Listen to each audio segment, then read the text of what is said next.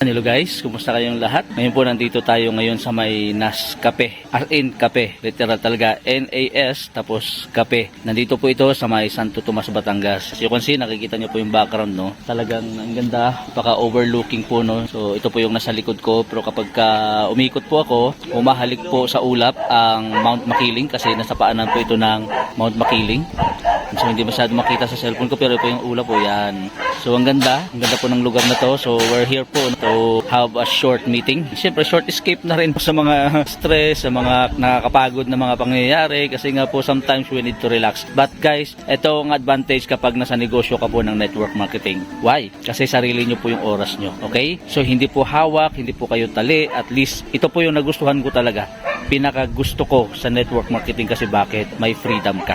Instead na kung gusto mong mag-relax anytime, kung gusto mong mag-unwind, kapag kumikita ka na ng maganda, syempre at first kailangan mong trabahuin, gawin mo lang talaga ng todo, bigyan mo lahat, no, para pagdating po ng dulo, at least meron ka pong freedom na hindi ka po tatawagan ng boss mo, hindi ka po tatawagan ng ka-workmate mo na kinakailangan mong bumalik sa trabaho. I'm not saying na hindi po maganda yung employment, ha. Ang sinasabi ko lang po ay nakapagbigay ng freedom sa iyo ang buhay ng isang network marketing. Ito yung industriya na inaiyawan ng marami, pero ang ganda ng ibibigay sa iyo sa pamilya mo, sa buhay mo. At kung ano man po yung meron ako ngayon, I owe it in network marketing industry.